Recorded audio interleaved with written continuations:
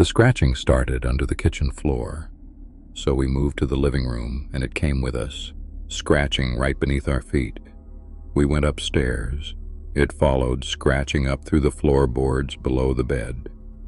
Whatever was in the crawl space under our house wasn't trapped down there. It was tracking us, room to room, through the floor. Welcome back. It's just you and me and the dark tonight. 3 true stories from the lowest, tightest, most forgotten space in any home. The crawl space under the floor. The place nobody ever goes. The place where sometimes something else has decided to live. Let's begin.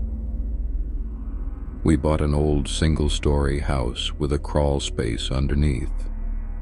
That low, dirt-floored gap between the ground and the floorboards that you reach through a little hatch, that you visit maybe once a decade if a pipe breaks. We never thought about it until the scratching started. The first night, it was under the kitchen. We were doing dishes, and there was a slow scratching sound right under the floor. Long, deliberate drags like fingernails on the underside of the boards. We figured it was an animal, a raccoon, a possum, something that had gotten under the house. Annoying, but ordinary. We stamped on the floor and it stopped, and we felt silly for being unnerved. But then it did something an animal doesn't do. When we moved to the living room to watch TV, the scratching moved too. It stopped in the kitchen, and a minute later it started up again, directly under the living room floor, under our feet. Wherever we sat, it was beneath us. And when we noticed it and went quiet and still, it went quiet and still too. And when we moved, after a moment, it moved with us. We tested it that first week in a way that still makes my skin crawl to remember. We'd walk from room to room and count and wait, and every time within a minute, the scratching would resume, right below wherever we'd gone. The kitchen, the hall, the bedroom. It followed us through the entire house, from underneath, separated from us by nothing but a few inches of floorboard. An animal panics. An animal tries to get out. This thing wasn't trying to get out. It was keeping up with us. It wanted to stay directly below us all the time. The nights got unbearable after that, because once you know the thing under your floor is following you, you can't stop tracking it back. You lie in bed and you listen for the drag of it settling in beneath you, and when it comes, you can't help but shift just to test it, just to be sure. And then you hear it shift too, keeping under you, and you wish to God you hadn't checked. We stopped walking around the house at night. We'd freeze in a doorway rather than cross a room, because crossing meant it would cross too, down there in the dark, staying with us the whole way. There was something unbearable about being followed by a thing you were walking directly on top of. My wife said it best.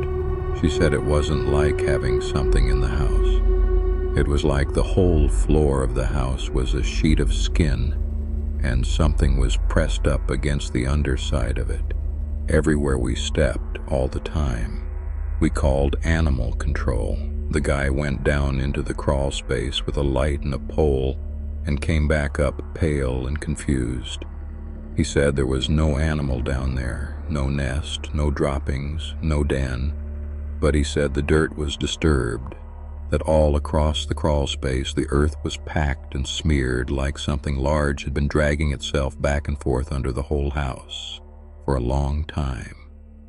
Following, he didn't say, but I heard it anyway. Following the paths we walked up above every day. We set up a camera at the crawl space hatch and a baby monitor down in the dark to listen. And that night we heard it move. The slow drag of a body over dirt, tracking from the kitchen down the hall toward our bedroom, keeping pace exactly with nothing at all, because we were lying still in bed, holding the monitor, not moving. And then the dragging stopped directly beneath our bed, and we heard, through the little speaker, close to the microphone we'd left down there, the sound of something settling into the dirt right below us, and breathing, slow and wet and satisfied, getting comfortable, directly under where we slept. We moved out. Of course we moved out. And I know how it sounds. A scratching under the floor, an overactive imagination. But I'll tell you the detail that I can't explain and never will. When we pulled up the floorboards in our bedroom before we left to see what had been under there, the dirt beneath our bed was worn into a smooth, body-shaped hollow right below where we'd slept, just like the one under the kitchen and the living room and the hall. It had a spot worn out for every room. It had been living the exact shape of our life, from below, in the dark, for as long as we'd been up above it, calling it home. That family's floor had learned the shape of their whole life. The next family only found out about theirs because of a home inspection, and two strange clean patches worn into the dust of their crawlspace. He was selling the house, and the buyer's inspector had to go down into the crawlspace to check the foundation and the pipes. The inspector was down there a while, and when he came up, he asked the homeowner carefully whether anyone had been living under the house. The homeowner laughed and said, "Of course not." And the inspector didn't laugh. He asked the homeowner to come down and look. Down in the crawl space, in the far corner, one of the foundation vents, the screened openings around the base of the house that let air flow underneath, had been pushed out from the inside. The screen was bent outward, the frame worked loose, making a gap big enough for a person to squeeze through, from the crawl space to the outside world and back. Someone had made themselves a door, and in front of that vent, in the thick dust and dirt of the crawl space floor, there were two clean spots, two oval patches, worn smooth and clean, side by side, a couple of feet apart. The inspector, who had seen a lot of crawl spaces, explained what he was looking at, and the homeowner said his stomach dropped as the man said it. The two clean spots were elbows. Someone had lain down there on their stomach, propped up on their forearms for so many hours, over so many nights, that they'd worn two clean patches into the filth where their elbows rested, and they'd lain there facing a particular spot. The homeowner asked the inspector how long something would have to lie in one place to wear clean patches into dust that thick. And the inspector was quiet for a moment, and then he said, "A long time. Not one night. Not 10. Months at least. Months of a person lying face down in the dirt beneath a bedroom, propped on their elbows, still enough and often enough to polish two ovals into the grime." And the homeowner said the thing that undid him wasn't the vent or the elbows, or even the thought of a stranger under his house. It was the timeline, because months ago his daughter had mentioned just once that she felt like someone was in her room at night, and he'd told her she was imagining it. He'd told her to stop reading scary things before bed. He'd been so sure, and the whole time a few inches under her feet, someone had been lying in the dark, keeping her company in the only way a thing like that knows how, by refusing, month after month, night after night, to look away. Because directly in front of the two worn elbow spots, up in the floor above, was a heating vent. A vent that opened into the floor of a bedroom, not the master. The homeowner's teenage daughter's room. Someone had been coming in through that broken foundation vent, night after night, crawling to the exact spot beneath his daughter's bedroom, and lying there on their elbows in the dark for hours, looking and listening up through the floor vent into her room while she slept, for long enough to wear their shape into the ground. They called the police. There was nothing to find but the vent, the dust, and the two clean spots. No name, no face. And the daughter, when they gently asked, said that yes, sometimes at night she'd felt a draft from the floor vent, and once or twice she'd thought she'd heard someone breathing, but she'd figured it was the heating, and she'd never wanted to seem like a scared little kid, so she'd never said a word. He sold the house anyway. He didn't tell the buyers. He told me he's not proud of that. But he sealed every vent in concrete first with his own hands. And he told me he still sometimes wakes at night thinking about all the evenings his daughter got ready for bed, brushed her hair, changed her clothes, said her prayers, with someone lying in the dirt a few feet beneath her, worn into the shape of watching. That family found a shape in the dust. The last story tonight is about a sound instead. An old, dead phone left behind in a crawlspace years ago that started ringing again out of nowhere. Years ago, when this woman's family first moved into their house, one of the movers dropped a phone, an old cordless handset back when those were common.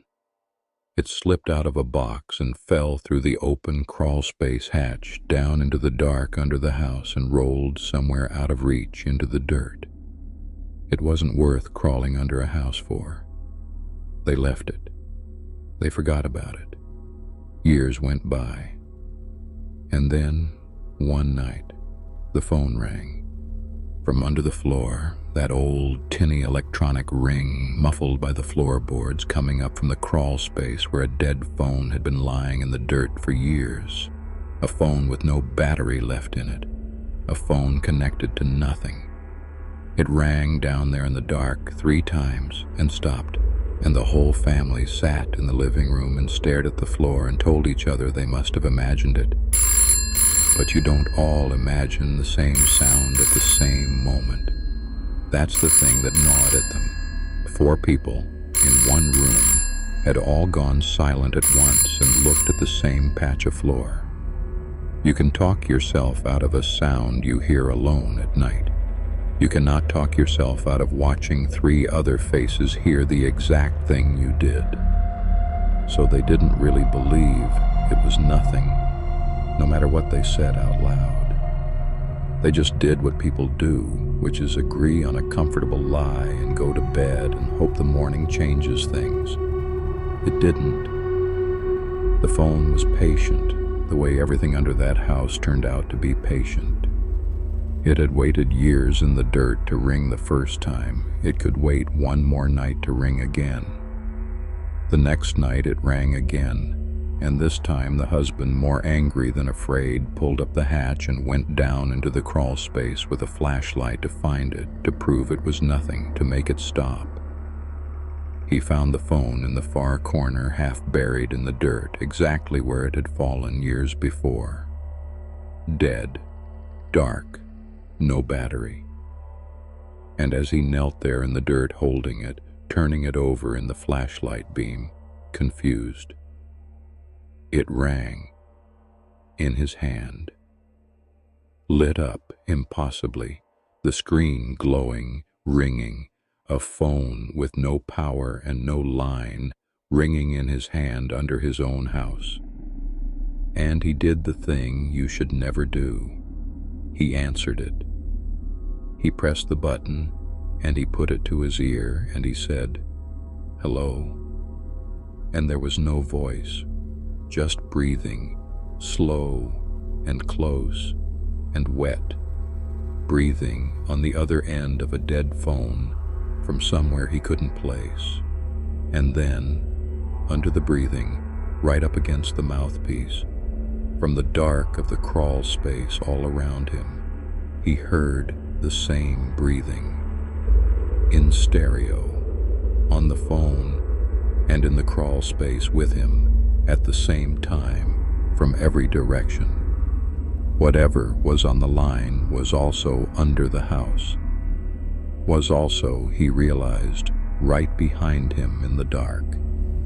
He dropped the phone, and he scrambled for the hatch, and he got out, and they left that house, and they never went back for anything, not even the phone. It's still down there, as far as he knows, in the dirt, in the dark, dead and unable to ring. But he told me that sometimes, late at night, in the new house, years later, a phone will ring once in the dark. Any phone. His cell, a landline, a disconnected one. Just once. And he never, ever answers it. Because he knows now that some things, once you say hello to them, know your voice. And they will call from wherever they are for the rest of your life, hoping that one night, out of habit or exhaustion or forgetting, you'll pick up again. That's all for tonight. If this one's got you eyeing the floor beneath your feet, then you know what keeps these stories coming. Subscribe and hit that bell, because there's a new true horror story here every single night, and you won't want to miss one. Give it a like so it finds the next person in the dark, and share it with someone whose house sits up off the ground. I'll be right here tomorrow night, when the lights go down. Sleep well if you can. Like, share, and subscribe for daily horror stories every single day.